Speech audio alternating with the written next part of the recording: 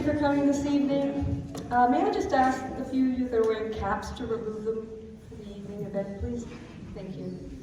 My name is Kathy Rowe, and I'm president of the Centennial Community Recreation Association, CCRA. I'm here this evening with our other cohort presidents, who you'll meet soon. I'm just going to start the evening with 2 land acknowledgements. We acknowledge that we are the traditional territory of many nations, including the Mississaugas of the Credit, the Anandasangaree, the Chippewa, the Haudenosaunee, and the Wendell peoples, that is now home to many diverse First Nations, Inuit, and Métis peoples. We also acknowledge that Toronto is covered by Treaty 13, signed with the Mississaugas of the Credit, and the William Treaty, signed with multiple Mississaugas and Chippewa bands.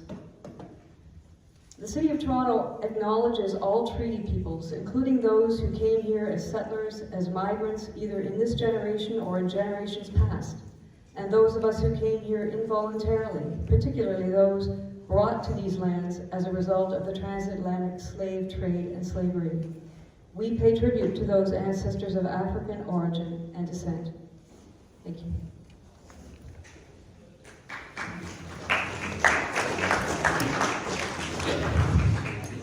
Good evening, everyone. Thank you all for being here tonight. I want to begin by acknowledging what a privilege it is to welcome all of you for this important and timely debate. My name is Reza Koshdel. I am the president of the West Rouge Community Association. This event is the result of a true partnership. A collaboration between all of the community associations in our riding, and you don't see that often, so I'm very proud of that. So I'd like to take a moment to just thank the incredible presidents of our respective community associations, whose dedication and effort helped us bring this evening to life. First, Kathy Rowe from she's somewhere here. She's over there. From the Centennial Community Recreation Association. We got Joy Lowen from the Highland Community Association. Jeff Guerra, I got that right, is the president of the Guildwood Village Community Association. Coach John Imore, where are you? Right there. He's going to be in charge of the clock tonight. He is the president of the West Hill Community Association.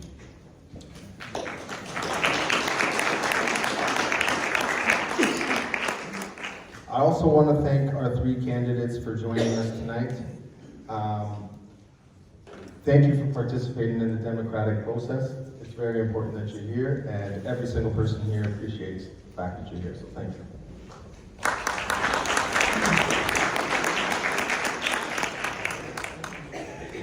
Ladies and gentlemen, your presence in this room speaks to something vital, and that is that people still care.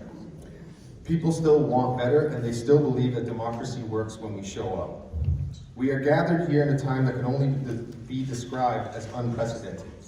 The bedrock of our economic stability, long anchored by a predictable trading partner, is in jeopardy. We are also witnessing the rise of protectionism and instability that will leave lasting impacts not only for our jobs, our industry, but also our economy. And at the same time, we face a much more personal and immediate crisis right here at home. The cost of living has spiraled out of reach for far too many. Housing, groceries, gas, and childcare, nearly every basic necessity has become a source of anxiety. And while wages have stagnated, our bills have not. And for the next generation of people, for my kids, that hope is becoming harder and harder to build. So these are not ordinary times, but our goal tonight is very simple. We want to engage with open minds, we want to challenge each other respectfully, and we want to remember that while the path forward may differ from one candidate to another, the goal is the same, and that's to make Scarborough better and to make Canada better. Before we begin, I want to quickly take a moment to remind everyone of the code of conduct for tonight's event. We are committed to creating a safe, respectful, and welcoming space for everyone. That includes the candidates, our volunteers, and our attendees. So that means no heckling, shouting, or disruptive behavior. We ask that you remain seated and keep aisles and exits clear. Signs, noisemakers, or other disruptive materials will not be permitted. If you do have a question for the candidates, Please submit them using the index cards that we will provide you. There will be no open mic for this evening. We all have strong opinions, and that's a good thing, but we have to hold space for each other. So let's stay grounded in our shared values of tolerance, of decency, and dialogue, because that's what Canadian is all about.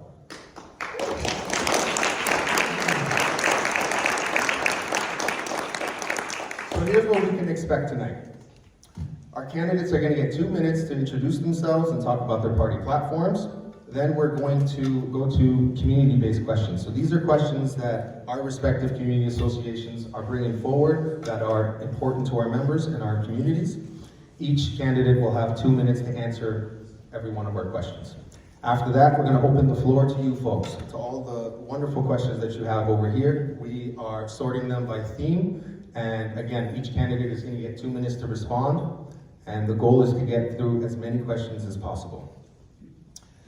Finally, we'll give each candidate 2 minutes to give their closing remarks. Regardless of where the questions come from, please be respectful, and also keep in mind that we do have a timekeeper here, Coach John. We actually have a basketball timer, which is really good. Who else can say that? So that timer is going to show a 2 minute countdown. At the 10-second mark, Coach John is going to raise his hand, and he's going to give a quick little signal to our candidates that they only have 10 seconds, so wrap it up. We don't have the Oscar music, unfortunately, but this is the next best thing. So I will stop talking. Without further ado, let's get this night started.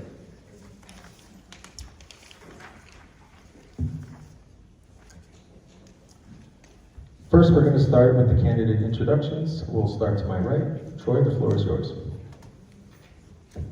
Hello everyone, and thank you all for coming. I am Troy Rife. I am running for MP of Scarborough-Guildwood-Rouge Park. I am your Green Party candidate, but I am not going to be focusing on environmental issues mainly. I'm going to be focusing on the necessities that all of us have right now, which is affordable housing. We need better health care, we need education, and crime is on the rise, and I think that's something we need to deal with.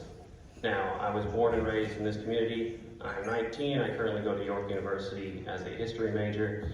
A little about me: when I was 13, my mother passed away due to addictions, and my father was an abusive alcoholic who left one day. So addiction is top of mind for me. I also worked in the nonprofit sector with the Jay's Care Foundation. I was a head development coach, and I just want to bring a voice to people who feel like there hasn't been enough work and commitment done to Scarborough in the last 10 years. Thank you.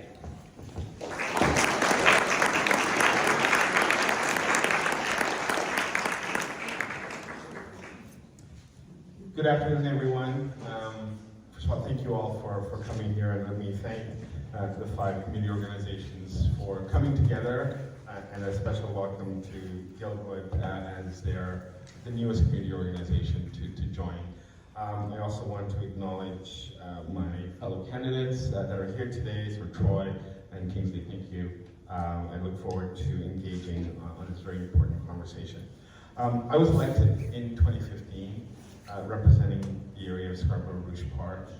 The last 10 years have been very challenging for Canada. And notwithstanding that, there's been a number of major advocacy that I have been able to do, along with the different levels of government in order to have real results for the people of Scarborough-Rouge Park. That includes the extension of the Scarborough subway from Kennedy all the way to Shepherd. It also includes the expansion of the Rouge National Urban Park, and very recently the addition of the Pickering Airport lands from an airport to ultimately the Rouge National Urban Park. Internationally and nationally, I've been working on issues of human rights, and I had the opportunity to serve in cabinet.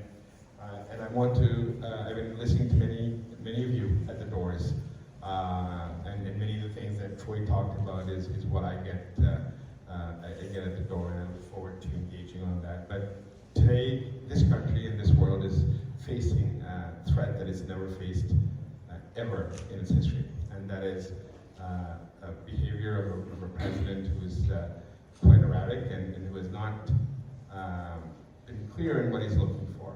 But ultimately, this has caused disruption one that requires true leadership, and I believe Prime Minister Mark Carney is that leader, and I hope that you will support me and the Liberal Party. Thank you.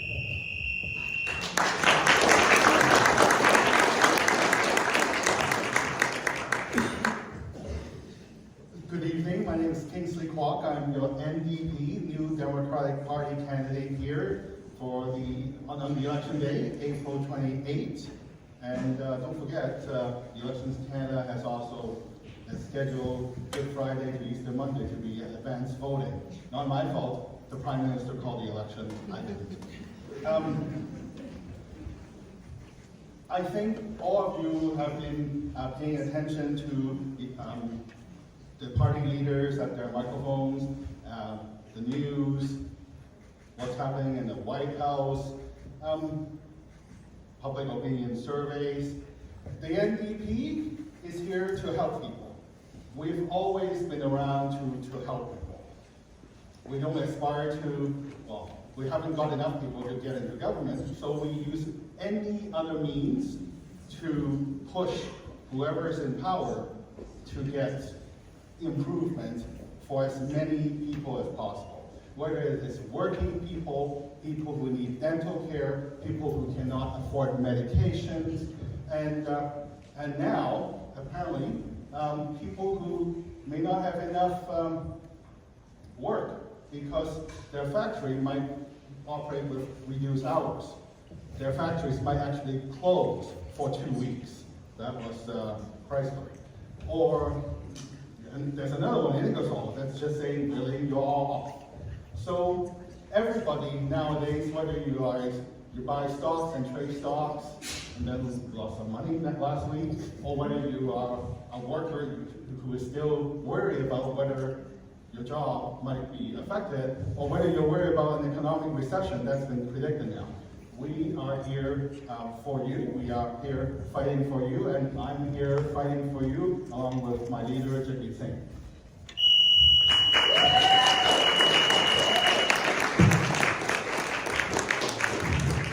I'm loving this shot clock. This is awesome.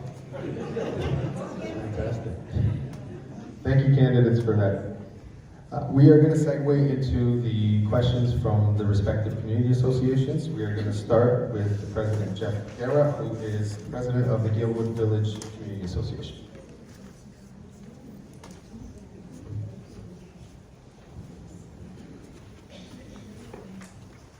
Good evening, everyone. So a general question, the Liberal and Conservative platforms call for essentially the elimination of all red tape when it comes to development, which some of us refer to as due process and careful consideration of community impacts.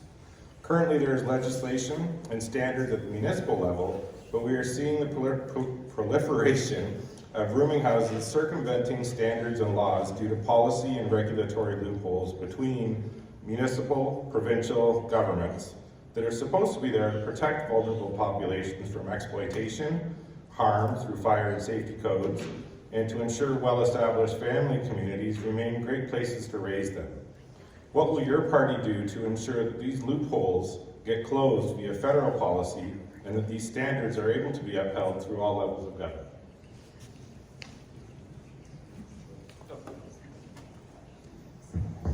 Hello. I think the main issue with the Liberal Conservative parties right now is they choose housing as an investment, something that you can buy, hold on to for 30 years, and eventually sell it at a profit. You will take a mortgage out on it to improve in it, or certain things like that. It has not become a place for people to live. Housing is a human right. It deserves to be treated like that. Both parties are planning building between 3 and 5 million homes, but this community, we need lower income housing. We need more co-op housing. We need housing that people can afford. I see a lot of the parties saying they're going to give a rebate, but to get the maximum rebate, you have to buy a home over $1 million. That really only helps developers who can buy a bunch of land all at once to get the max rebate. I believe we need to invest more in low income, working with municipal government to change zoning laws so we can get more low income housing to help this community, because that is where the problems lie.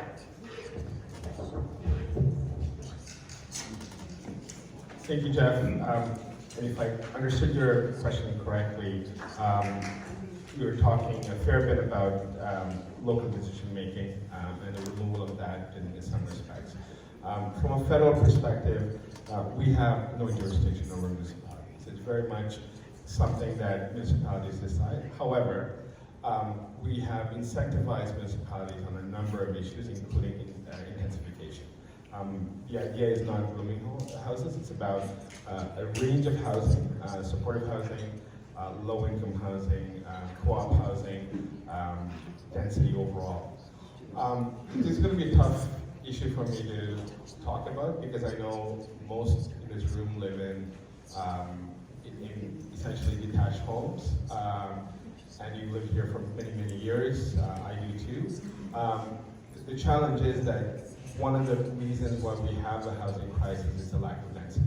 And the federal government's role, especially the City of Toronto, is to incentivize densification. We've had, in my 10 years in office, we've had one mid-rise that's gone up, and that's just down the street, and many of you talked to me about this before, and I believe it's a 12-story building.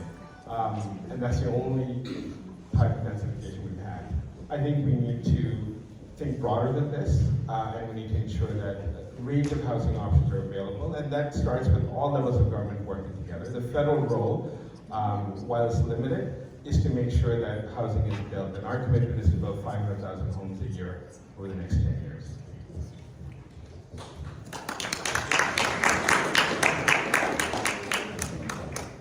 Thank you, Jeff.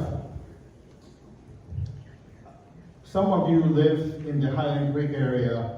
I remember there was an international student who was at the University of Toronto who didn't survive in a house fire because she was a tenant in that rooming house. And so unfortunately, there remains landlords who are, going through the loopholes and trying to cram as many tenants as possible. And I think that's what Jeff is saying. It is municipal bylaw, and do we actually have to call a bylaw compliance officer to report on your neighbor? I hope we don't have to do that, but that's what some of the city councilors are opposing density. But on the other hand, we have now elected a mayor of Toronto that is trying to fast track more density, more housing. I think they call it quadruplexes, triplexes and things. And because there are just so many of the younger generation or otherwise that are still looking for affordable housing. It used to be co-ops, that's your co-op, that's your affordable housing. Now we need all kinds of housing. And so on this issue, I think you will get a lot of agreement among the candidates at this table. Can't tell you about the candidate who's not here. We care, we all care, and Jamid, I think last week when I was in Montreal, and we announced that we want to have 3 million homes built by 2030 by repurposing one of the expiring government funds from the Liberal government. And anyway, it's on our website. But the question is about rooming houses, so I just want to concentrate on that.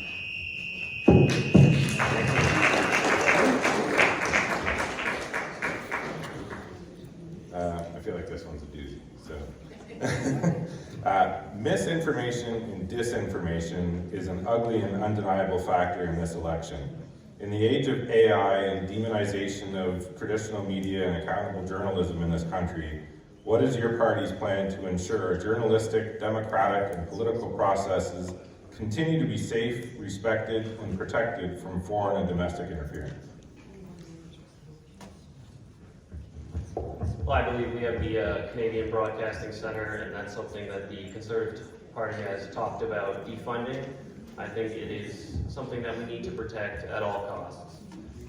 If we don't have journalism, then we don't know what's going on with our government.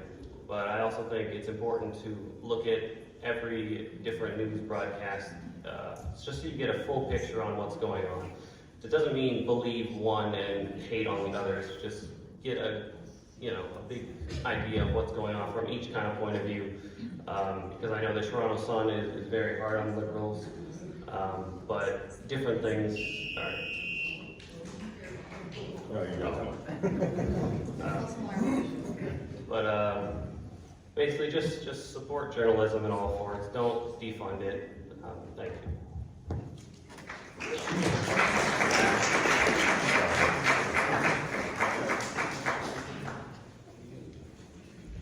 Yeah, this is something we're all facing, and there's a number of different elements of the question. First, let me address the issue of foreign interference.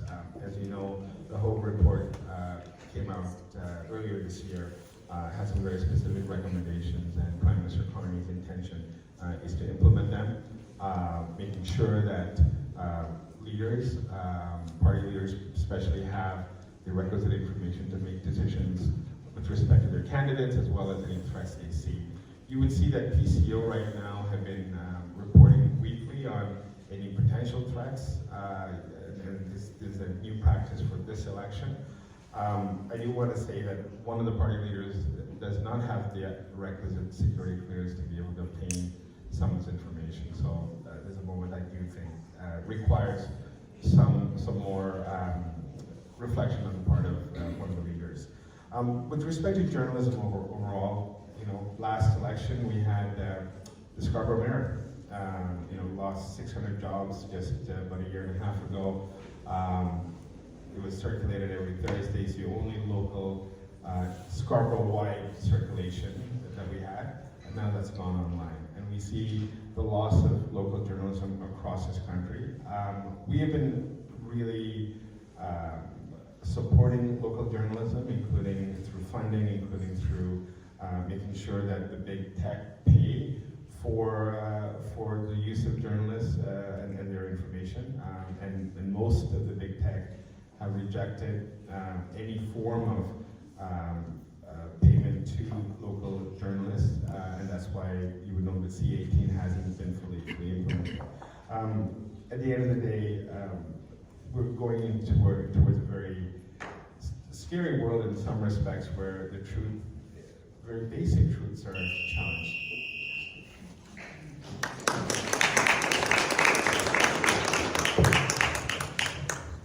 Where did all these doozies come from, John? So on disinformation and misinformation, yeah, so I can tell you, I use WeChat. I'm an immigrant of Chinese immigrant, son of Chinese immigrant. So when the monitoring group that was monitoring WeChat and saying, okay, something is up, I feel confident that, okay, someone is keeping tabs. It's not like the FBI and President Trump at the time has to argue whether there was Russian interference. Now, I have to get some singers in. The previous Prime Minister, the one who resigned, you got to remember, it is reported, and he was in the whole commission saying that there wasn't a problem. Remember that? He was on the mic saying, yeah, no, people were just being political. Yeah, people came in school buses and voted nomination meetings, and they were just being political, taking participation in the process. And then you have the other guy running for Prime Minister who doesn't even want a security clearance. So that was the system we were in 6 months ago.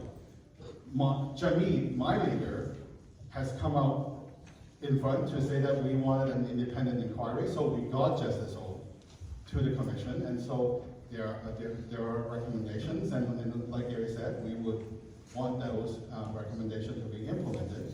I just want to remind you, yes, there was a bill that started the Foreign Interference Registry. It hasn't got off track yet because the current Prime Minister calls snap elections without the Parliament returning.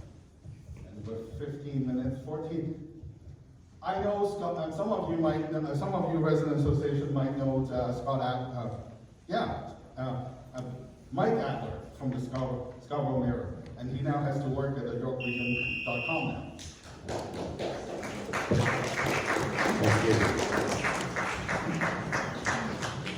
Next up is Kathy Rowe from the CCRA.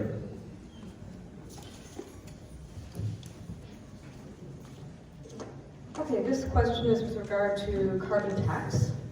Now that the carbon tax has been canceled, how will your party plan to fund new ways to mitigate the greenhouse emissions now and in the future? This is a two-parter, so the second part is, in your opinion, what has the carbon tax achieved thus far? And if we could start with Gary. Thank you, Kathy. I ran 3 elections on the carbon pricing, and underlying that is the issue of protecting the environment, as the environment continues to pose the biggest threat to civilization. As a country, we and the world has not paid enough attention to the issues around the environment, and this was one model that over many, many years has been proven by many economists to be the appropriate model. Now, we've lost the consensus on this in Canada, and that's why when Prime Minister Carney came in, one of the first things he did was to repeal this model. But what's still there is the environmental crises that exist, including in our community, you see Rouge Beach being flooded. We know houses are being flooded, those on the waterfront, how there is erosion that's taking place where some homes, frankly, will be going right into the lake. And our response, and we will, as we release the full platform on Saturday, we'll have a much more comprehensive response to it. But it does start with ensuring big emitters continue to pay, so the industrial price of carbon will continue, as will our protection of 25% and 30% of the land by 2030. So we've made a number of announcements relating to the protection of oceans and lands, including, incidentally, the Pickering airport lands, as well as 15 urban national parks that we will intend to do. Ultimately, we lost the consensus on carbon pricing and we have changed course, but the underlying issues have not changed, and our commitment is to continue to address that in a wholesome and meaningful way.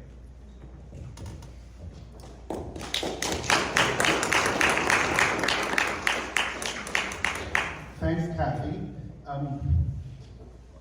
The consumer carbon tax was a good thing. I think that was the start of the question. Along with the industrial carbon tax, the both of them was supposed to encourage the manufacturers and consumers to use less. It's not like what the conservative says, to say, no, can't extract less. Yes, that's part of the grand plan too, because there is no plan B. But most of it, I think all of us got our rebates. So yeah, we had to pay more if we pump more gasoline in the car, and then we would get a rebate eventually. But it also encouraged a lot of us, until Elon Musk got crazy, a lot of us bought zero emission cars.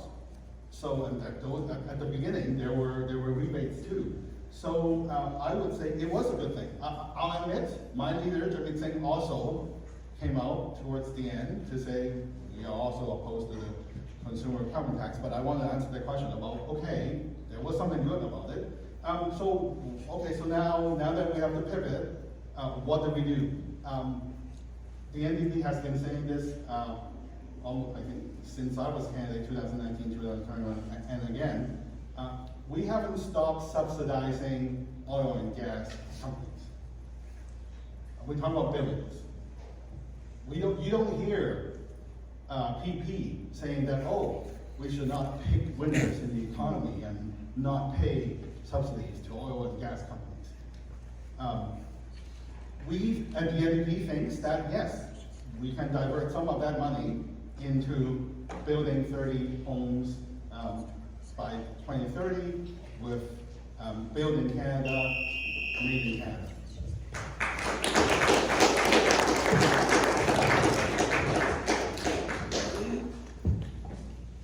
Want me to read the question again, Troy?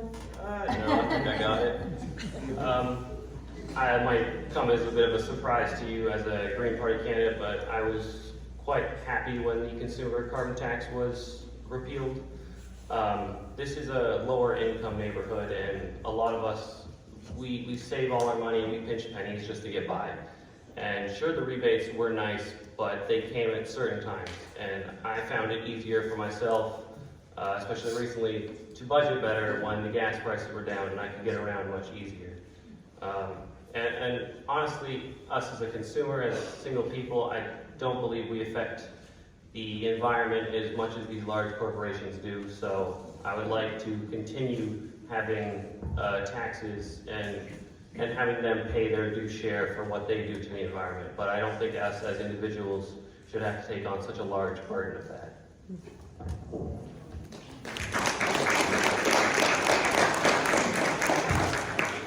Thank you. Next up is Joy Lowen from the Highland Free Community Association. All right, let's talk about the national debt.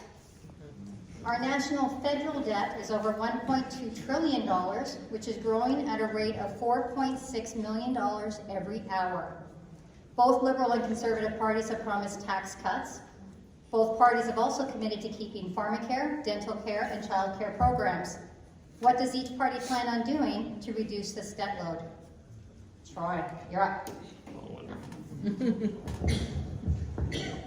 Yes, we do have a growing at an exorbitant rate national debt, but I think we need to understand this is a country and there are things we need to fund. We are going through an economic crisis that is going to devastate us a little bit, but I think it's important that we don't take away from what we do need. We need to fund schools, we need to fund healthcare, and we need to fund housing. Without that, we don't really have a functioning society. So yes, the economics of this country are going to be bad for a little bit, but I think given everything that's going on, we need to focus on making sure everyone has what they need to survive before we start working on that. And I know it's a controversial opinion to some people, but people matter more than a monetary value. We can always work on our debt later, but right now during a crisis, we need to focus on what's most important, and that is people and the people of Scarborough.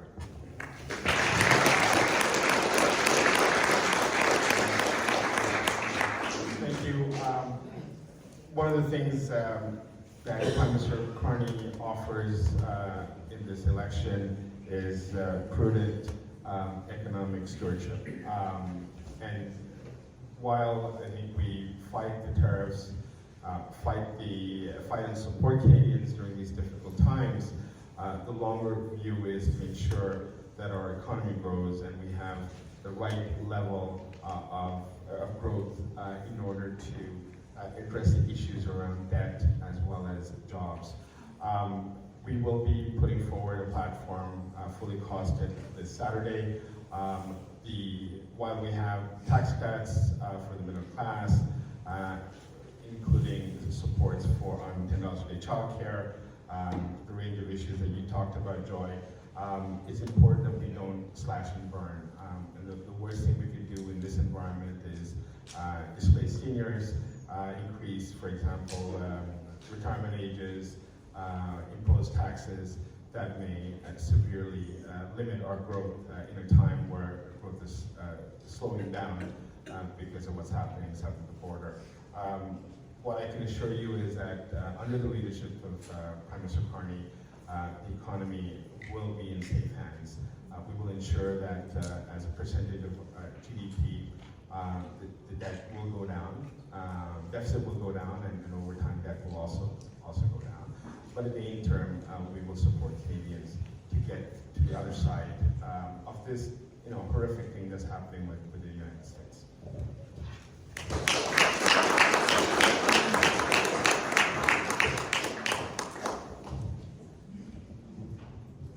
I'm with the NDP. We are not into cuts. We are not into austerity. I think it's still within our memory in both Scarborough and Pickering, where we had patients who suffered during the COVID pandemic because we didn't have enough personal support workers, enough nurses, enough N95 masks, and enough money in healthcare. So now, rightfully so, there was the country went into to debt to fight the pandemic. We've come out of that pandemic, and we're now in that debt, Joy, and at that rate that is increasing.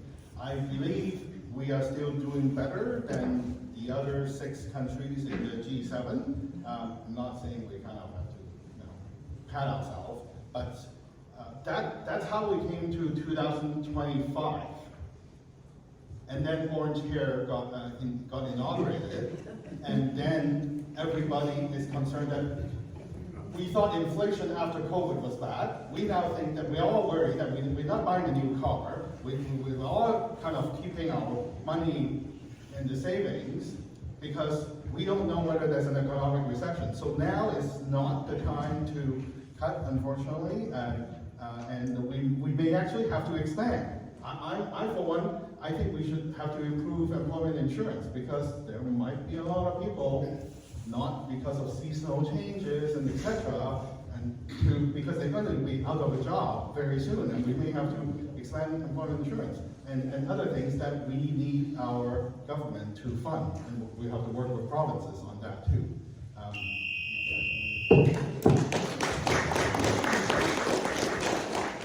Thank you. We're going to move on to crime. Now, Gary, this question will be geared towards you, but I would appreciate obviously hearing from the other 2 candidates. Over the past 9 years of Liberal catch and release giving Canada the highest crime rate, what makes the same Liberal government think they can now make Canada safe again? I will start with Gary. I will challenge the premise of that question in terms of the highest crime rate. I'm not so sure that's substantiated in any meaningful way, or any of the statistics that I have seen. I recognize that crime, especially property crimes, are on the rise. We've had some challenges over the last several years, especially post-pandemic, with mental health crisis that is contributing to many of the social issues that we face today. The issues around, the notion of catch and release that is often repeated over and over again, I think we have to challenge ourselves in terms of what actually does happen. The federal government is responsible for the criminal code, and my role, when I'm not a candidate as Attorney General, is the administration of the criminal code. And the actual crimes and the actual issues around bail are quite sound, and they're embedded in codified in law right now. One of the challenges we're facing is one is policing, because the number of police officers on the street is in fact the same today as it was a decade ago. And secondly, in terms of resources towards administration when it comes to somebody who goes before court, has not kept up with the challenges we face. What it requires right now is an all government approach. We need all 3 levels of government to work together, and that's one of the commitments that I'm making to ensure that there is full direct support when it's a mental health issue, but also there's direct intervention and administration of the criminal code when a serious offender goes in front of a judge.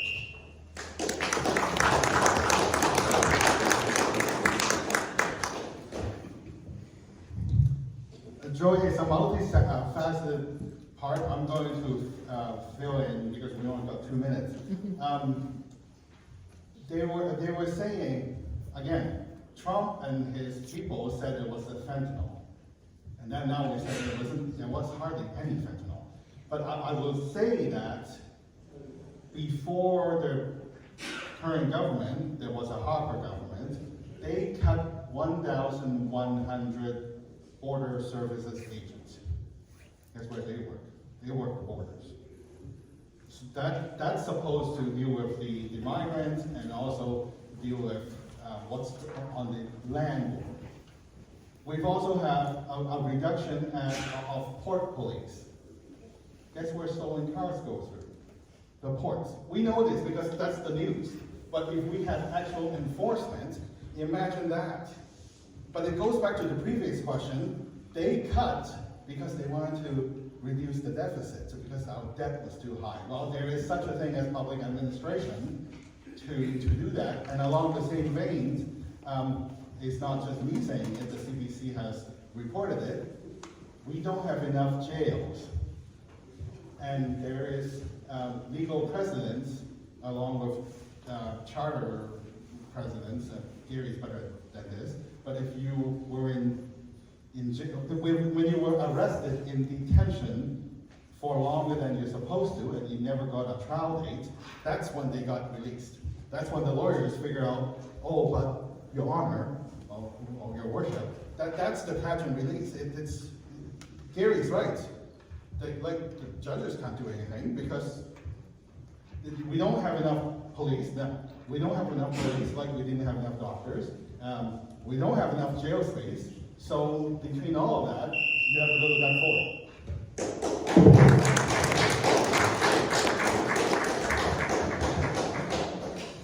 I just want to point this out. Safety is not optional. Safety is not something we should consider spending less on just to make our national debt just a little bit less. The catch and release program clearly has not been working with crime going up. We need to arrest these people and have them stay there for a significant amount of time so they can be an attempt at rehabilitation. I've seen on the news recently that Mark Carney has proposed a plan for house arrest for violent offenders, people like car thieves, sexual assaulters, kidnapping. I don't think that's a proper way to deal with those crimes. Those are heinous, disgusting crimes, and they should be put in prison for that, so they can deal with that consequence instead of getting slapped on the wrist, where they can sit back, watch some television, have fun as they're dealing with the consequences of those actions. So I think we need to strengthen the system that keeps them in there. We need to stop letting them bail out so easily and put hardened criminals behind bars and stop letting them get house arrest for such disgusting crimes. Thank you.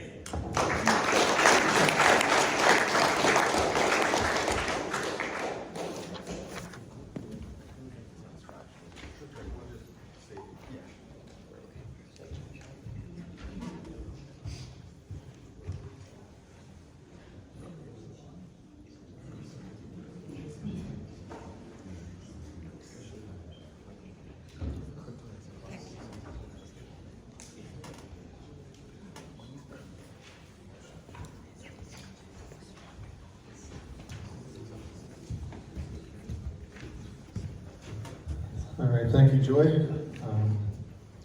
I will never look at it 15 minutes ever again. It apparently cost us $1 million on our debt for the last 2 rounds of questions. Who knew? So, next up is Coach John Morey. He's going to ask a few questions on behalf of the West Hill Community Association.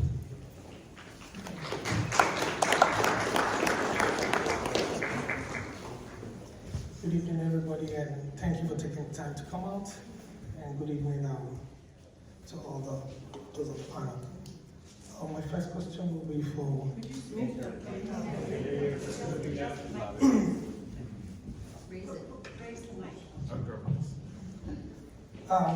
The 2022 CBC research identified West Hill as the child poverty capital of Canada. With over 10 shelters, extensive social housing, and many children living in shelters in West Hill while attending schools. In the past 6 months, we've seen 3 food banks being shut down. What actions will you take to elevate families facing poverty, ensure community services are sustained? Thank you for your question, and I do know the struggles that people are facing in West Hill. I live there. I have spent a few nights on the street just because my family didn't like me too much those nights. But I think it again comes down to funding. We're in such a difficult time, and I know we are stacking up debt, but it is something we need to invest in. We need to invest in food banks. Another thing that I really enjoyed when I went to school was they would give you breakfast in the morning and they give you snacks at lunch, just to make sure that your kid is fed. I think that's another thing that needs to be funded, because children, they don't learn well, they don't behave well, especially when they're hungry. Now, I would like to set up a program where we could get some government funding to give small business incentives so that, you know, after school, they could go and get a job, get some work experience, keep them out of trouble, and put a little money in their pocket, just so to help with that. Also, I like expanding youth sports, so they have other things that they can do, and basically another safe person to talk to if they're struggling with something, so they can get the help that they need. Thank you.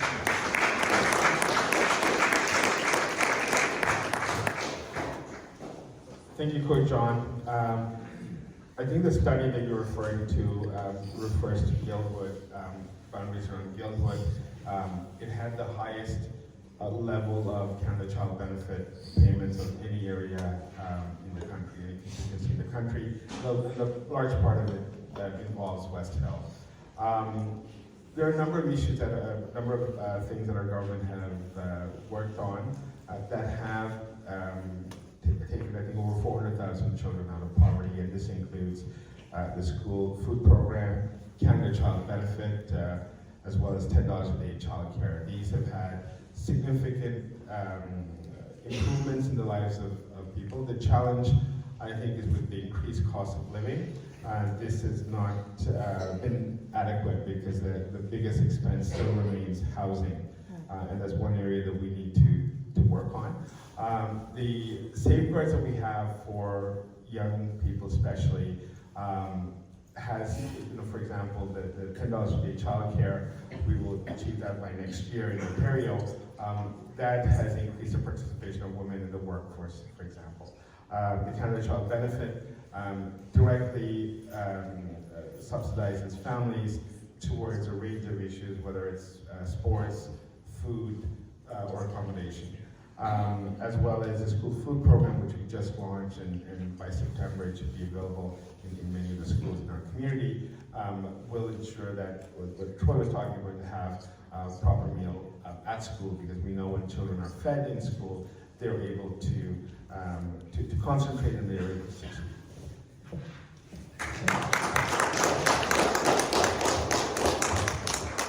Thanks, Coach Maury. It's an affordability issue, but I think food banks are closing also because the rent has gone up, and I think there is inflation of grocery prices.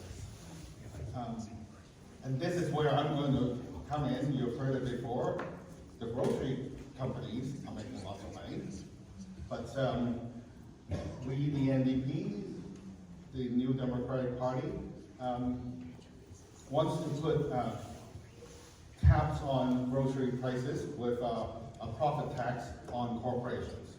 My leader, Chuck Mead, has announced that 2 weeks ago. A second one on affordability is, again, with the NDP, we don't want income tax cut for the rich. I think today he said something about if people get capital gains tax break above if you make more than $250,000 of capital gains, we don't want you. We want to claw some of the back and use it for government spending. But we did promise a middle class tax cut. It's on our website, ndp.ca. We have a maximum income level for a two-earner family. If the total earning is $300,000, the middle class tax cut will still apply. But if you make $5 million, no, we're not going to give you a tax cut. And so the current Prime Minister has campaigned on this, and then the Blue Party leader promised a tax cut that is actually even higher than the Red Party. So we need to get this under control. The people who need it are the working people. Oh, sorry, I saw pieces. Yeah, I'm stopping it so it doesn't be annoying.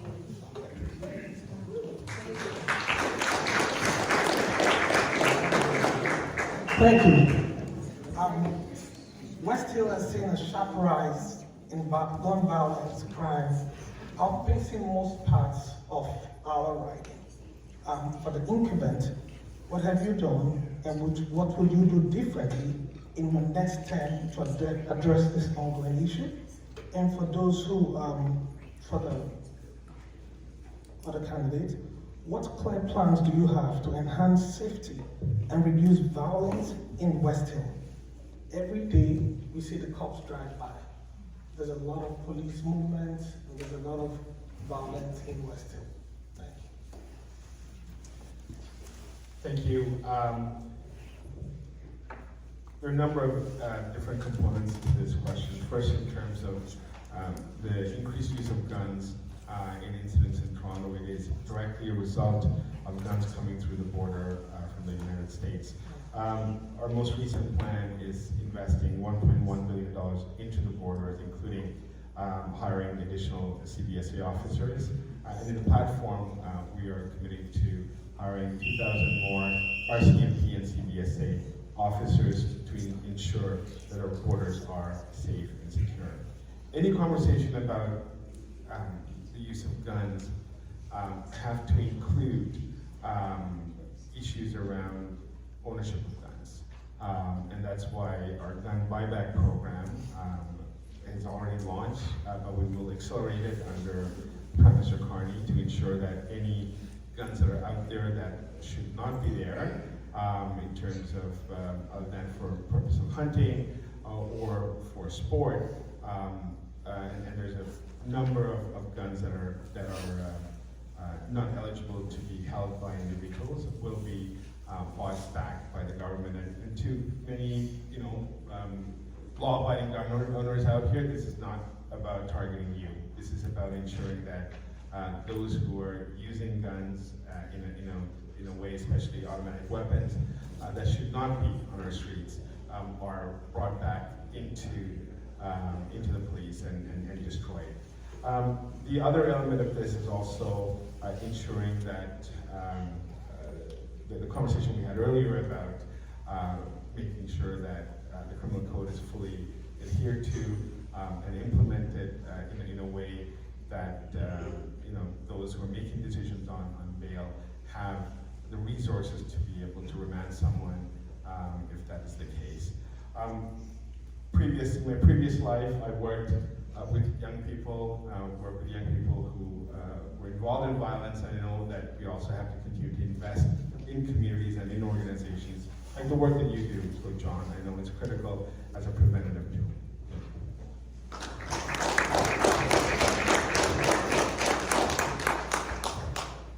On the last question, I forgot to say that we are also promising no GST on groceries and home heating to help with the affordability. On this question, the NDP support community-based crime prevention. I already talked about we didn't have enough border control, and now we heard Gary saying they're going to hire more. On guns, it is about getting fewer guns, but in Toronto, it's the Toronto Police Service. It's not like in other communities where the RCMP is the municipal police force. And so there are 3 levels of government that is involved in policing. Sure, yes, the prosecutors are, for the criminal code is federal, but there has to be a multi-level government coordination to help with, be it crime prevention, but also on mental health supports to help the situation.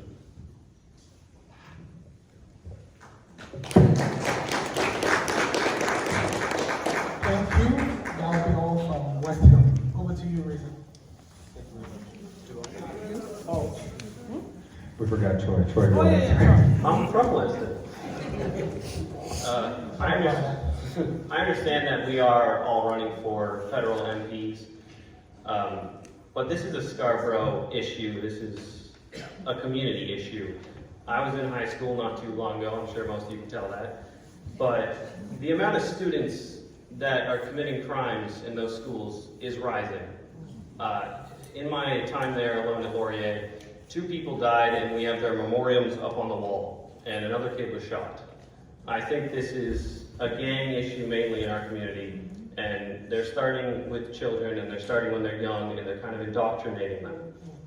We need a program that gets them to do anything but that. If it's working, if it's sports, we need to bring it into their schools so they know that there's other outlets, so they don't have to go into that crime. And I think it also relates to them not having money for themselves to do things. I know a lot of them, they'll rob someone just so they can buy food. And that's, it's not okay, but they shouldn't have to do that just to get food. I think we need to start at this problem at basics, and I believe that's where it starts. Not all these kids are bad. They're good. They're just put in a terrible situation, and they really just need an opportunity to get out of it. Thank you.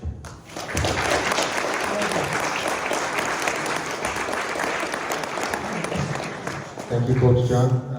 I'm going to keep the West Rouge Community Association to one question just so we can get to the crowd. So I think it's no secret, unless you live near a GO station, public transit sucks in Eastern Scarborough. So how can the federal government help to bring more and faster public transit to Eastern Scarborough? We will start with Gary.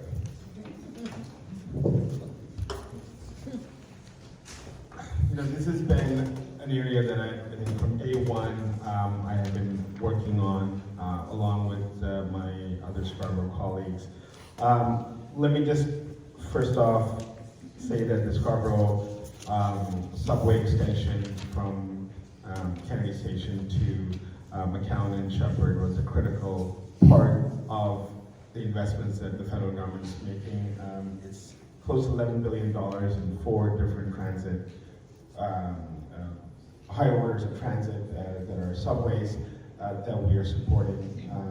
The largest federal investment in transit of any other time. The second component is what's called permanent public transit, and this is something that I advocated for with my colleagues. And as you know, the Scarborough LRT East extension was supposed to go from Kennedy through to Kingston up Morningside, through DOT Scarborough, and then to Malvern. This is something that through levy, the City of Toronto has earmarked $1.3 billion. It's still there, and that money is being held. Unfortunately, when Mayor Chow came in, one of the things that came to us because the permanent public transit was federal dollars available for local projects. The first project that the mayor put forward, and we were expecting it was going to be the LRT East Extension, was $800 million for subway cards. And that's something that we are funding, but that is the priority that the city put forward. And the challenge that we have as a federal government is we can't just build transit. We need all levels of government to do it.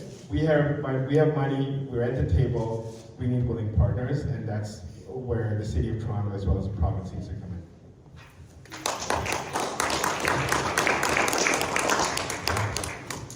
This is why we may have to go into deeper depth. Just for some of us who still use the subway, that first priority of City Council was to replace the old Line 2 cars to match the Line 1 cars that are modern.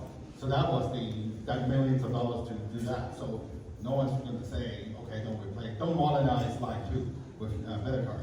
I agree with Gary. I used to be on the executive of this lobby group called PTC Riders. We know this. Councilman McKelvey wants it. We all want it. I think there was even a student referendum at UTSC. All those students have graduated. Hopefully they got jobs. They all paid that levy as well. And they were all waiting because it takes them an hour, more than an hour, if they are hopping between Scarborough campus courses and St. George campus courses. We know this, and so we all need better transit, and between priorities, and there were still arguments about, okay, we don't have enough density in the east of Scarborough, but the NDP supports public transport and transit, so I think on this, Gary and I are in agreement on this.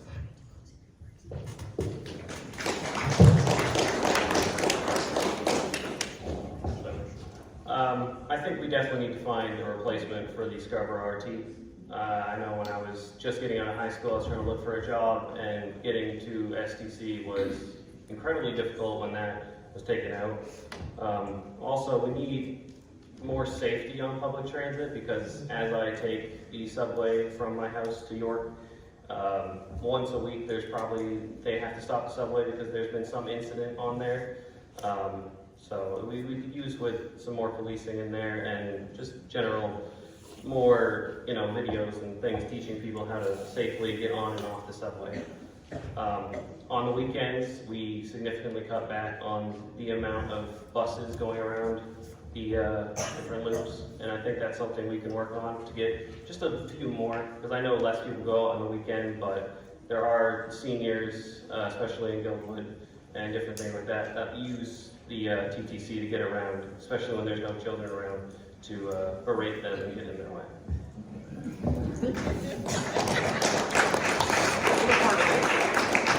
Thank you, Troy.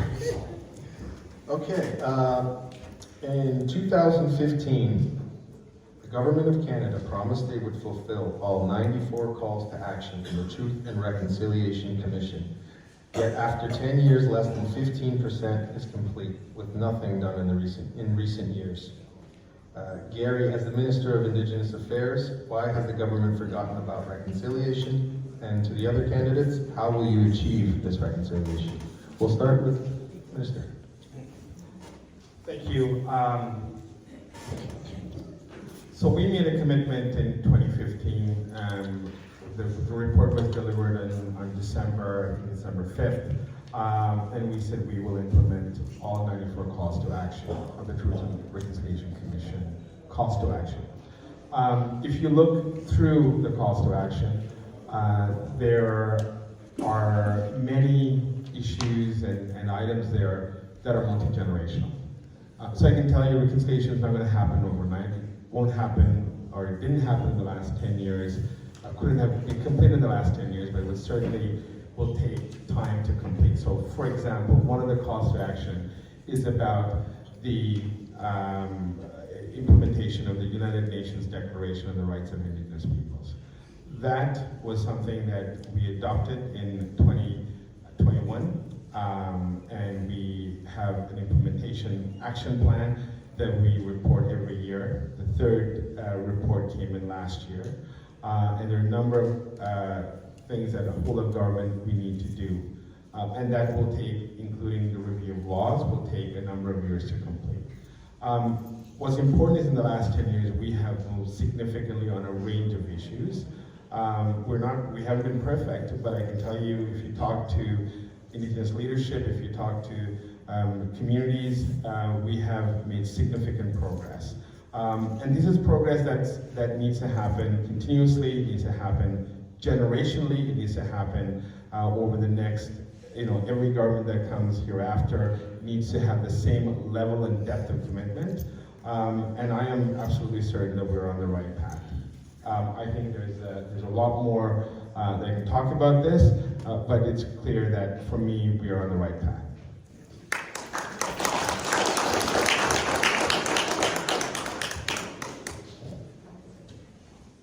I can't go political on this, so I'll lay off. Because even my leader has said, it's okay, it's only 15%. And then there are also, the rhetoric about there are still long-term boil water advisories in a lot of First Nations communities. But I'll try not to. We need to keep going. I'm concerned that PP is apparently a denier of residential school trauma, and have at least one candidate in BC same thing. I am concerned. We need to work harder. And again, this is where we may have to go into more depth if it's getting better engineers to get water pumping stations and whatever estimates, because 10 years of Liberal government, and we still have, and I'm not, like I said, I'm not willing to play politics, but we just need to have more money to hire consultants and engineers, apparently. I don't know enough about every water project in every First Nation. And that's just one thing that we all heard in the news. There was about child abuse settlements on Jordan's principle that the federal government kept going to court against that society. I'm not an expert in this, but we read it in the news every so often when they fail a settlement. They have to negotiate in settlements. That's just 2 of them. But I am concerned that, so I'm not putting fault on the Liberals on this, because much worse is the other side. Imagine if Poilievre gets in. I don't even know whether we will even have DEI, let alone reconciliation. So I'm very concerned, and but New Democrats know we want to have more action and not just promises. Thank you.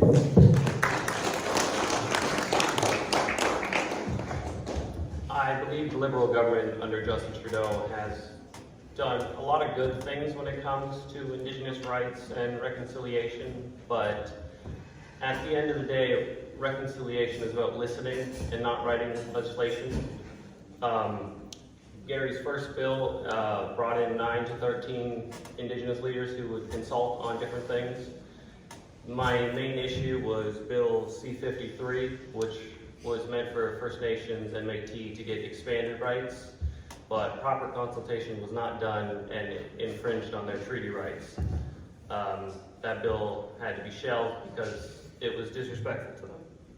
Now, I also feel like we need to hold Gary especially accountable when it comes to Indigenous relations, especially in Winnipeg, where there was 4 missing and murdered Indigenous women that were in a landfill. And it took Gary 9 months before saying, and I quote, "It was quite problematic that the police hadn't started their search yet." We need to respond very quickly to these things because it's a difficult issue.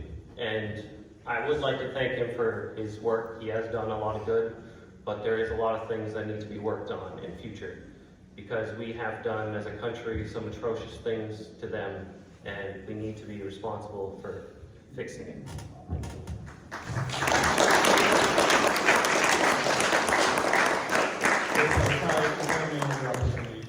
To rebut. I know this is inappropriate, but on this, because this personally hinges on my reputation, so I feel like I owed at least a minute to respond to the woman that was referenced here. Agree. Yes. Yes. Agree. Yes. So I was appointed as minister on July the 26th of 2023. I immediately following that, one of the meetings I had was with the families of the 2 women that went missing in the landfill, Prairie Green landfill. Since that time, I worked with our department to get funding. So we had funding secured by September, $720,000 secured by September. It was in the middle of a provincial election in Manitoba where this issue was highly, highly politicized. At that time, I had met with the families and I was unable to communicate that the funding was going forward, even though we had secured the funding because I didn't want to politicize the campaign and make it worse for the families involved. Shortly, the day after, in fact, the election, we had communicated that the funding will be going forth. I had communications with Premier Canoe, and we did the right thing from the outset. The federal government was at the table from day one, under Mark Miller, under myself, and this, I'll be more than glad to go into much detail on this, Troy, but this is one of the most difficult issues I've ever dealt with in my life, but ultimately, the 2 women, they were identified, and they have now returned home. And that is what we had to do. That was the right thing to do, and we worked very hard to ensure that this issue was addressed in a way that was respectful to everyone involved.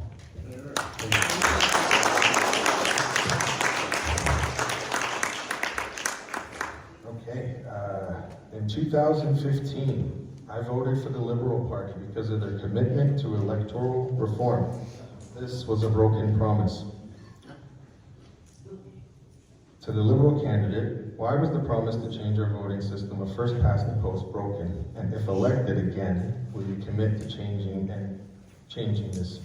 To the other candidates, will your party commit to reforming the current electoral system to avoid a majority government when they don't receive the majority of votes?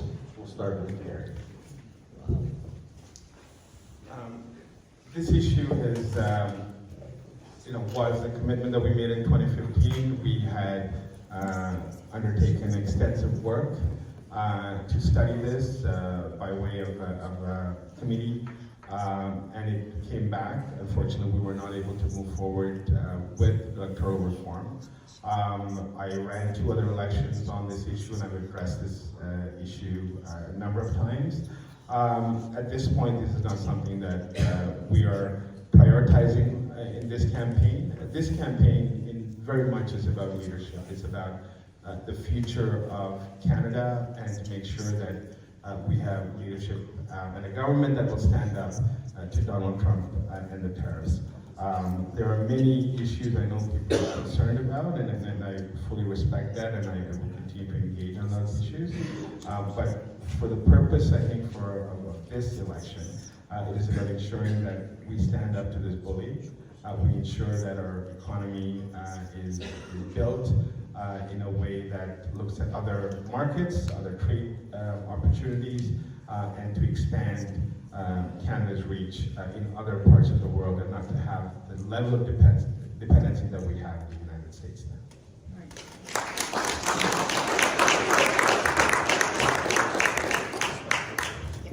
Just to answer your question, Reza, we're the NDP. Unrealistic, because I read the popular opinion surveys too. We are for mixed member proportional system. Shouldn't be a surprise to anyone. We've been for it ever since 2015, when the former Prime Minister made the promise. And so I had to look this up, but it reminded me, yeah, we would call a citizen assembly, ask the assembly to come up with the best model, but our preference is MMP, and if we have to do a referendum on choosing what people want, we may have to do that. So that's just to answer Reza's question about what my party's position is. Is it a priority? I think I just said it. We have a president that is making daily announcements about decisions that might affect everybody. So, but anyway, I'll keep it short. That's not bad.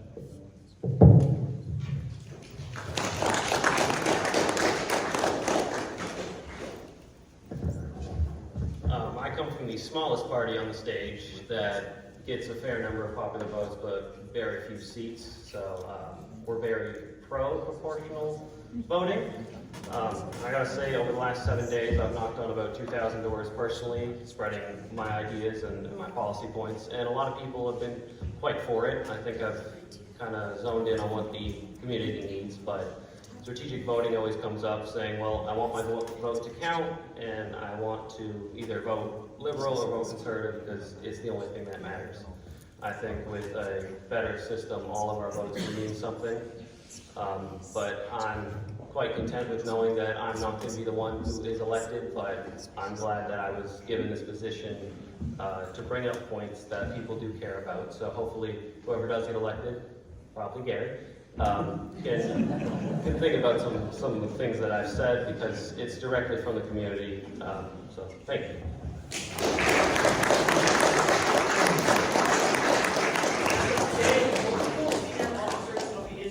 We are not going to do this. Can we get security, please? We're not doing this. We're going to keep this respectful, and we're going to do this the right way. Thank you very much. Security, thank you. Listen, nobody's downplaying what you're saying, but follow the rules like everybody else, okay? Thank you very much. Thank you. We've been trained, we know what we're doing. Thank you. Our resident bouncer, Mr. Jeff, everyone. Okay, sorry about that. We're gonna move to defense now, defense spending. Canada is the only NATO country below the 2% spending goal of GDP. This is a two-pronged question. Do you believe we should meet this 2% goal? And if so, how are your parties gonna do this? We'll start with the incumbent. Keep it simple, I think, on the first part of the question, it's a yes.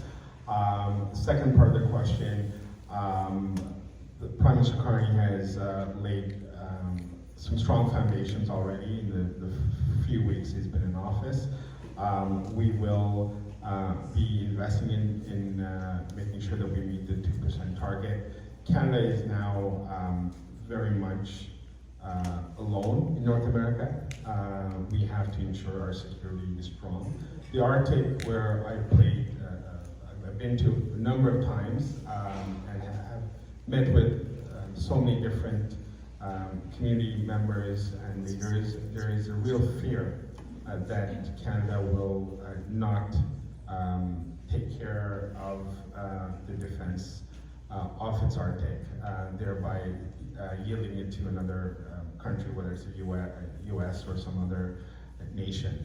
There is an imperative, both from a reconciliation perspective, but also from a defense perspective, to get to the 2% in a way that respects the self-determination of the Inuit that have lived there for thousands of years, who continue to inhabit the regions, and to make sure that as climate change impacts the waterways and more countries are able to access the Arctic, that it happens in a way where Canada's security, safety, and that of the Inuit and the Northerners are protected.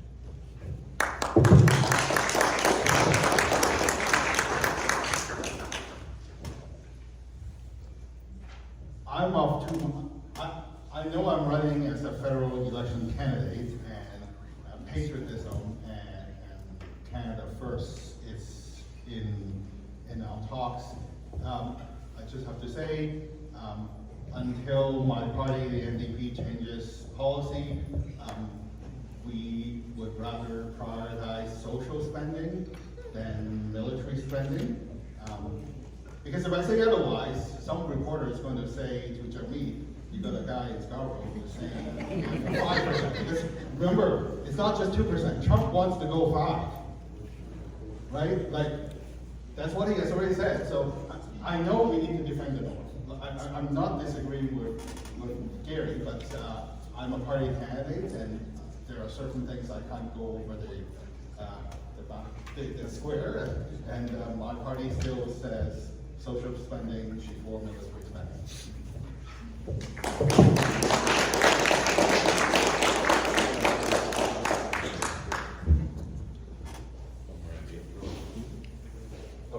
I'm a go. The 2% thing, I don't think we should focus on that. I get defense spending is important, especially to NATO, but I don't believe that Canada is in any threat to get taken over or need to implement full military action soon.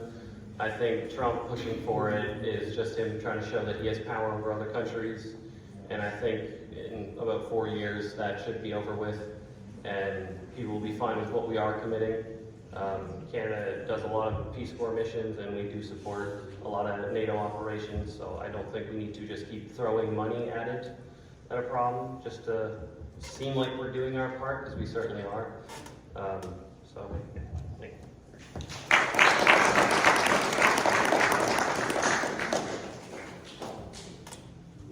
Okay. The next question I'm going to ask,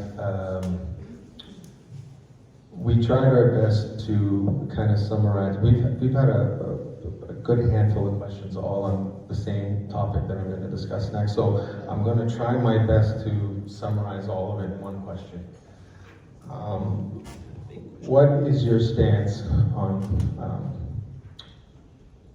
Canada's position in what's going on in Israel and in Gaza? And number two, what do you think Canada's position should be, whether it's direct or indirect in that conflict? We'll start with Troy. This is a very touchy subject, and I'll try to get as in-depth as I can, but there is a war going on, and it is between a nation and a terrorist organization. I do not support Hamas, but I do support Palestinians. I do believe that is a real place, which is a crazy thing that we have to talk about. Israel is committing war crimes, and I think that's quite well documented, but that does not mean we should treat anyone from a Jewish background or from Israel with any kind of hate. That doesn't help. I don't believe we should give anything but humanitarian aid, if that's a possibility to get it in there, because I know that is a struggle. I would not supply either side with weapons or guns or anything of that effect, because it needs peace, and I think we should try to be a negotiator in a very complex issue, and I'm not going to act like I am 100% knowledgeable on it. It is a deep-rooted issue that goes back a lot of years, and I think we should just support innocent civilians as much as we can. Thank you.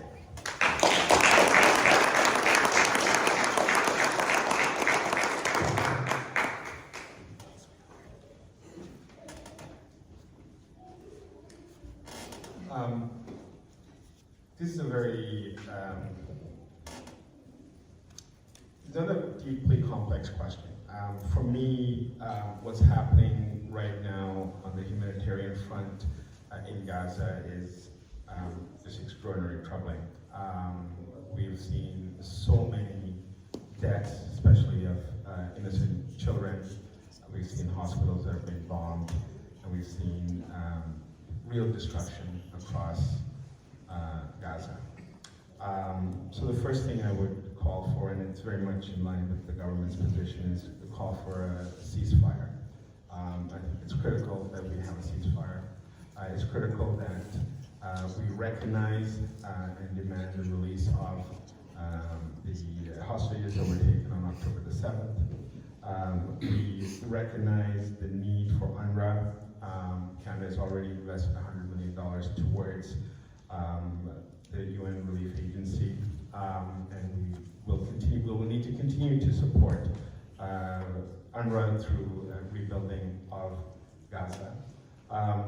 In a longer term, in a mid to longer term, we need to ensure that the two-state solution where independent, peaceful Israel can stand with an independent, peaceful Palestine. And I think that's something that we need to aspire to, but not just aspirational, we need to work towards. We need to actively work towards ensuring that there is a two-state solution that recognizes a free and democratic two-state solution. And ultimately, we will recognize and adhere to the rule of law. So any international mechanisms that come up with conclusions that require Canada's attention, we will ensure that we recognize those rulings and we will adhere to the rule of law. Thank you.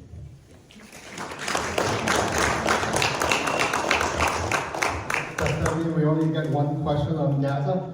The NDP advocates the recognition of the state of Palestine. We want a two-way arms embargo, meaning you know that there's a factory in Scarborough-Guildwood-Rouge Park that makes components that goes into drones.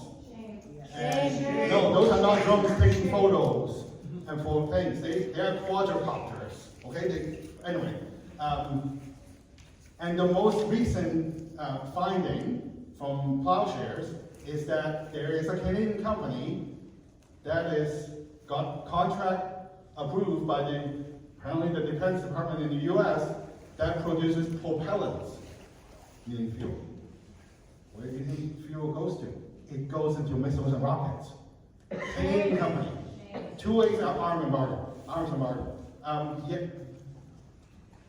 Israel is not even letting food get in right now, so we want resumption of relief going in, just like Gary says, including supporting the United Nations Relief and Works Agency. I signed the Vote Palestine pledge. We had a ceasefire, and then Israel started bombing again. So, and during the ceasefire, they didn't go to Gaza, they then went to West Bank. It's crazy out there. And now they're bombing Gaza again. And yet, I think yesterday, they bombed the last fully functional hospital in Gaza. So now there's all these broken hospitals everywhere. And at some point, everyone recognizes that we just have to have empathy for humanity, for the civilians who were not terrorists, for the children.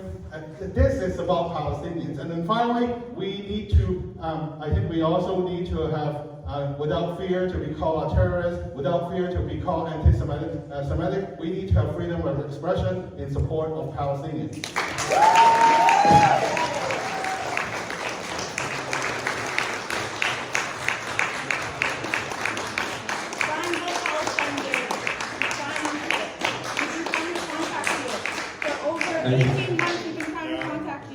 Please, if you can keep it respectful, that'd be great. We just hope Mr. Carney knows where the citizens lie. Folks, Guys, We're Canadians. guys. we can do that after, Okay, okay? from the floor. Out of respect for everyone's time, please, thank Thank you. you. Appreciate it. Next question. We have a whole generation of young people, myself included. Thank you, I'm still young. You know, we were told, you go to school, you work hard, you save, you buy that house with a nice picket fence, and off you go. And I think there's a whole entire generation of us out there who did exactly what we were told.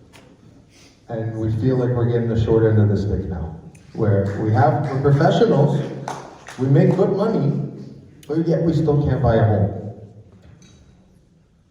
So my question is, what is your party going to do to address that? Kingsley, let's start with you this time. I was waiting for someone to call me first. I think I mentioned this already. The NDP and my leader Jagmeet has made the promise to build 3 million homes by year 2030. Again, it's in ndp.ca. There is a fund that is expiring from the current government that we want to repurpose into 2 different funds to encourage build Canadian, buy Canadian, and then encouraging more jobs to build affordable and any housing. And the part that's in the website. We can look it up. But just to answer on the affordability side of things, again, affordable housing used to be, okay, co-op, subsidized housing. Now it's just anybody who graduates, has a job, but can't even find a place to live, and then they go to live with their parents. And so whether it is encouraging developers to stop building single condos to build something bigger for families, or building other types of housing to allow people raise his age to have access, and then other people like him to gain access to now, than what we call now the affordable housing. We talked about it earlier. It also means that we can't let that forward to keep on plowing the green belt just to build single houses. That it's like $750,000 to $1 million or something more. So we need to get developers to build more affordable prices in housing.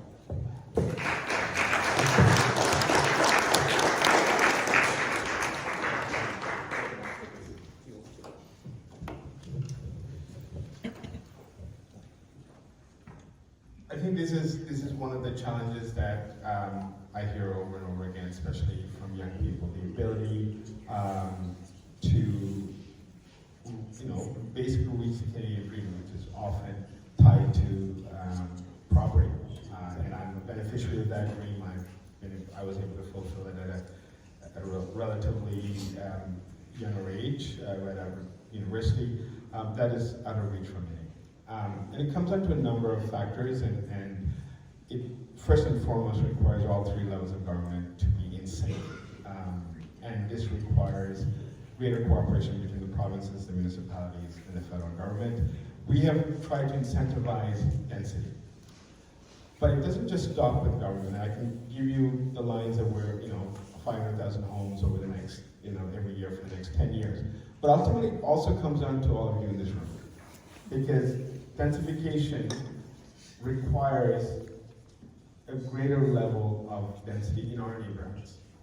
So densification cannot happen by Scarborough Town Center alone. It needs to happen in Highland Creek. It needs to happen in the 5 community organizations we're talking about. And this is not going to be an easy answer for me to give you guys, but ultimately that is one of the factors that we need to consider.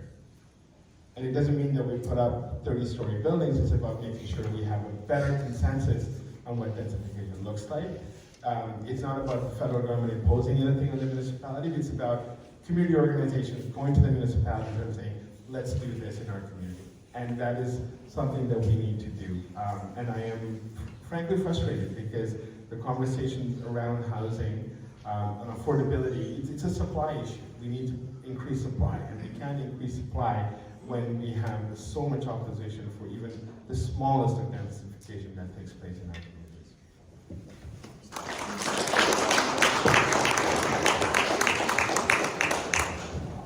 I would like to think, like Fraser, that I am part of that younger generation who is looking to get that nice home with a white picket fence. Surprisingly enough, I'm the only person that I know my age who is a homeowner. But I got it the way that no one wants to get it, and I got it through inheritance. Now, a lot of my friends are starting to see that as the only way to get a home. Most of us are still living with our parents. Luckily, I don't. But I think it comes down to we need more lower income and mixed income housing. I see there's a lot of condos going up on Kingston Road, but on their big billboard signs they say $800,000 for a single bedroom unit. And that's just not something that people can get to. We need more co-op, we need lower income housing, we need some rent controls, and we need to cap rent at 30% at their income. Because otherwise people are never gonna get to move out, never get to live on their own and experience life the way we were all promised.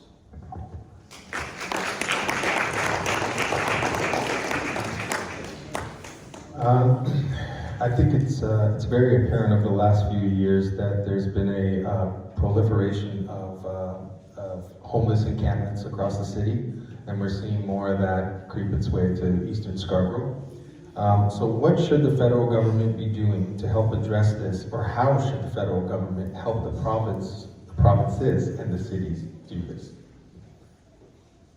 Let's start with you, Troy.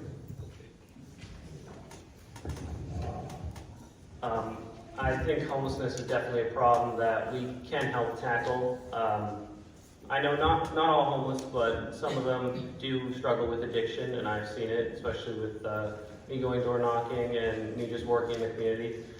So if we could get more rehabilitation centers so that some of them could get help that they need. We also need more affordable housing, of course, but if they can get some government housing that they can stay in, well, they get a job and get the support they need. But, okay, I'm sorry, I lost my point.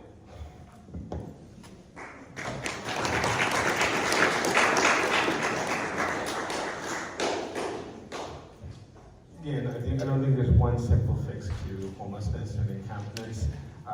First and foremost, it goes back to the issue of supply of housing and a range of different options for housing, whether it's supportive, whether it's transitional, whether it's sometimes it may just be a shelter space, but it requires an increased number of units and stock that people can actually utilize.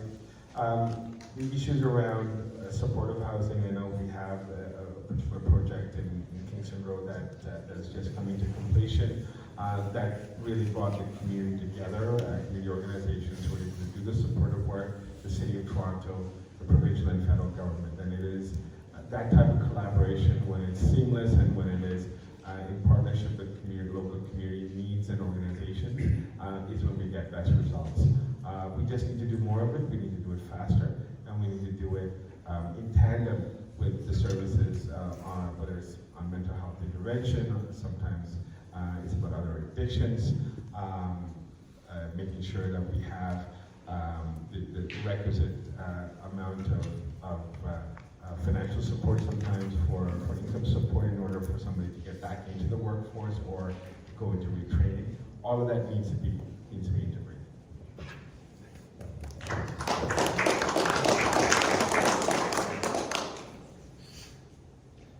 One of these, there's one voter that has contacted me. She lives in a shelter in Scarborough-Guildwood-Rouge Park. I think she was ill. She ended up in disability, and so she is only getting gig work. And so the only place that she qualifies for a shelter, and that's where she ended up. A lot of encampments, people are not there by their choice. They're not necessarily even with mental health problems. They actually feel that being in encampments is safer for them than sometimes shelters. Crowdedness, mental health issues in the shelters, etc. Councillor McKelvey has spoken on this, Gary has spoken on this. We need supported housing, we need wrap around health and mental health services to help. Sorry for being a broken record. This is where we need more money for public administration, and so yeah, we may have to go into more debt to find places for people in encampments, and not, like EP says, no, cut this, cut that, to have an Arctic base somewhere up north. Anyway, I'll leave it at that.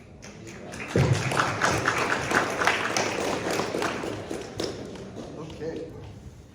Mike Stein. This will be our last question of the evening. You guys did well. There's no secret Canada has a productivity problem. There's a multitude of reasons why our birth rate continues to lag. One of the key solutions to that, from a historical perspective and in the future, is going to be immigrants. Canada has historically actually done a really good job of bringing the right immigrants here, economic immigrants, people with the right skills, the right education that will actually create value in society and productivity. So how does Canada manage something like that when, it's no secret over the last few years, the management of that has been difficult. We don't have enough jobs or housing to support the people that we actually need to support our economy. So it's a very difficult situation to deal with. So what does Canada do going forward? Gary, we'll start with you. Thank you. My family came here as refugees in 1983. So, there are many types of people that come here, call this home, and contribute to Canada in so many different ways. The national consensus on immigration is being challenged today, and in part because in a post-COVID time frame, there was really high need for workers, and the traveling I've done over the last couple of years, I went to in many remote rural areas where without newcomers and immigrants, many systems will shut down, including the healthcare system, long-term care homes, and just the mere service sector will just shut down. And over time, one of the challenges we face, and there are a number of them, one is a saturation of international students, in part because the provinces were not regulating the type of programs that they were doing. That's caused some challenges. We've also had, unscrupulous actors who have manipulated the system and who have really hurt many of us and many of us who advocate for immigrants. The solution is, I think there's a short-term pause, and that's what we're doing. Our numbers, for the first time, in fact, our annual growth rate will go down, with an expectation that over the next 3 to 5 to 10 years, that will ramp up again with a much more scrutiny towards local labor market needs. Look, whether it's critical minerals or issues around healthcare, we will not be able to sustain it just with our population alone. We will need immigrants to take many of those spots, including construction. So I think there's a short-term, mid-term, and a long-term plan, and I'm very confident that we will be able to welcome many new immigrants as good citizens of this country in the long term.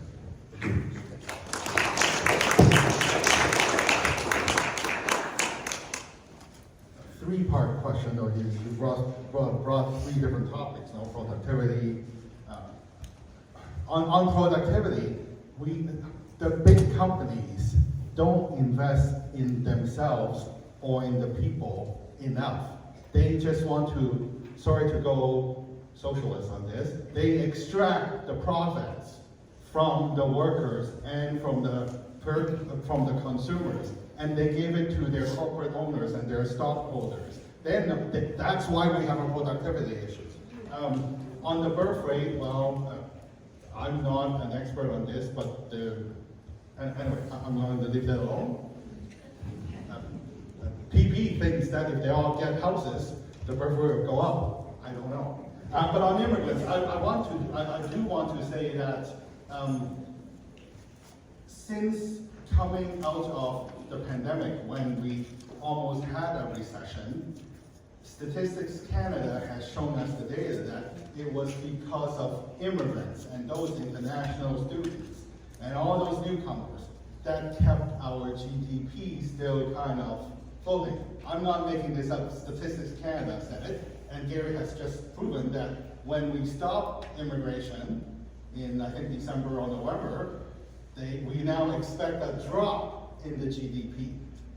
We don't have enough productivity, and we just stopped the tap on immigration, and now we're going to have GDP. And then guy with orange hair, anytime he says anything, everybody's worried. So, well, are we going to have a recession? Are we going to have inflation? We just don't know. I wish we didn't stop immigration. I wish the former Prime Minister and the former Immigration Minister grew a backbone and tell the tax guy to stop blaming immigrants. They were blaming immigrants before condo prices were high. They were blaming immigrants for all kinds of problems. It's not immigrants, because we only allow economic immigrants who has all these capital and their fleet, and then they only get taxi and Uber jobs.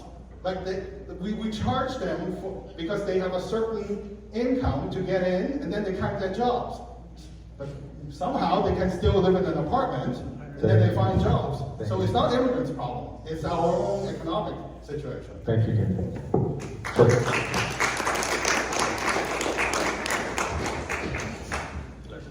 When it comes to a declining birth rate, I have to feel like that comes slightly with the economy. Like, I want children in the future, but I realize that children have now slowly become more of an economic liability. It costs a lot to raise children. It takes a village. I wouldn't know. But it's an expense, and some people, they just can't afford to have a child. Like, I want a dog, but I can't afford to take care of a dog. I'm not saying children and dogs is the same, but it's certainly an issue that we need to look at. With getting better housing and stronger jobs, I feel like the birth rate would start to come up slowly as people feel more comfortable that they are fully capable of taking care of a child. When it comes to immigration, I think for the next 5-10 years, we should scale back a little bit until we can consolidate that everyone who lives in this country has a place to live, has food in their stomach, has a job, is able to do what they want to do. And then after that, bring in more immigrants, because Scarborough is one of the most diverse places, and it is so beautiful because of that. I love walking around, seeing the culture, tasting all the new food. I love seeing that. And I think that's truly who we are. So I think if we got rid of that, that would hinder our growth. Thank you.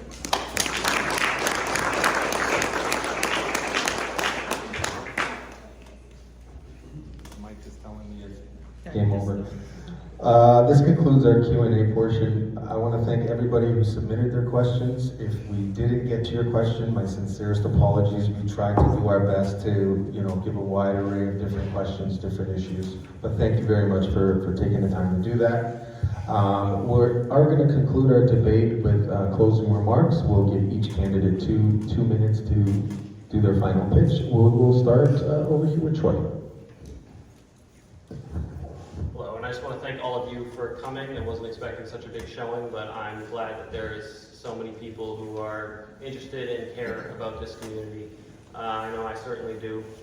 I understand that strategic voting is top of mind, and you want either Pierre to get in or you want Carney to get in, and I do get that. I'm not sure who I'm going to vote for yet. Being so honest. But if you're voting for either, I'll break it down, me or Kingsley, most likely, that means you're voting for our ideas, our policy points, so that either Gary or the Conservative candidate can try and implement. But even if you don't support green policies, that's okay, but if you support enough of mine, a vote for me shows that the incumbent should look into these issues, and I think that's the most important thing. Thank you.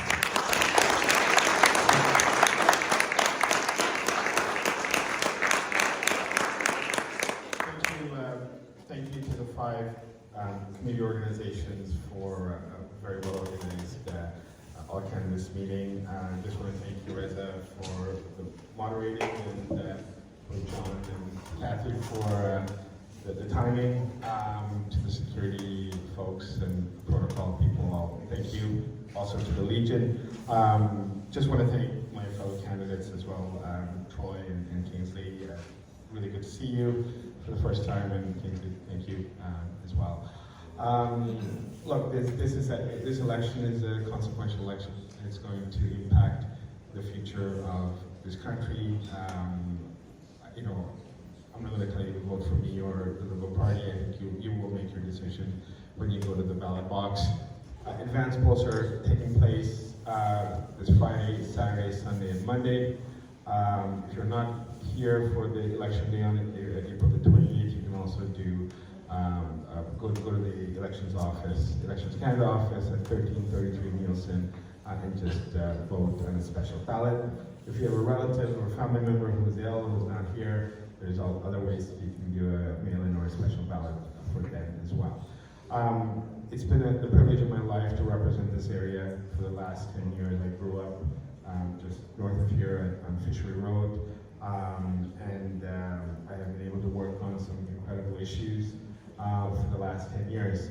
I am imperfect, and I'll be the first one to admit my imperfections, but I passionately believe in this community and the responsibilities that I have undertaken have been executed in a way that I put every ounce of my being into. And I just want to thank you for that opportunity, and thank you, all of you, for being here and being so patient. Thank you.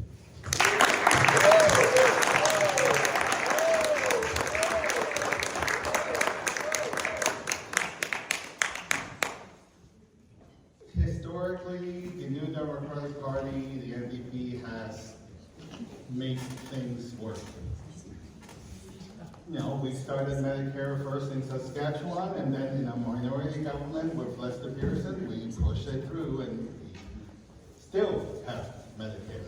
And it's only because of economic and government spending differences where now we have privateers offering health care if you don't have a family doctor. And so the NDP has a plan. We want to transfer 1% of the Canada Health Transfer to provinces to hire more doctors so that there are enough family doctors by 2030, and we want to hire more nurses by 2030. Troy said a lot already. I'm not going to repeat what Troy said about Gary. But it's because of NDP members of parliament that we actually have farmer care for only two categories of medications, contraceptives and diabetes. It's because NDP got elected that we have dental care that the current Prime Minister is now offering to start for 18 and 65 finally. If we didn't, so I want to just refute what some of the PP, the Blue Party, is saying. If we weren't working with the Liberals in the last few years, we wouldn't have all these things. And so that's the thing, because now we can see in the US, if there's a majority government of a different shade, any of this can get changed. Trump is doing executive orders. Who knows who this PP is going to do? Like, I am concerned, but you know, just remember some of us who brought you Medicare.